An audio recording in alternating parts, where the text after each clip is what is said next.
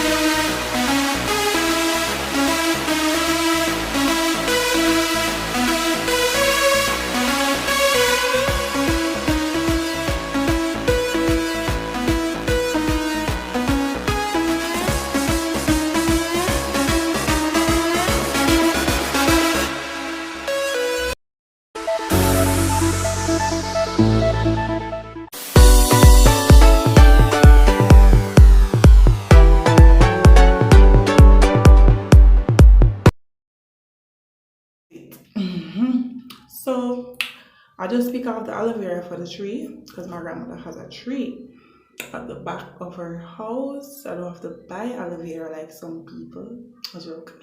Not being show off. I'm not boasting. But aloe vera plant is it's trust me, it have a lot of benefits. But today we're focused on face. You understand me? So yeah. Enough people use knife. Go the extra mile for use knife and just have to cut it and something. You don't have to do that because I easy something for tear. So tear a piece. Where's this up here? So open it.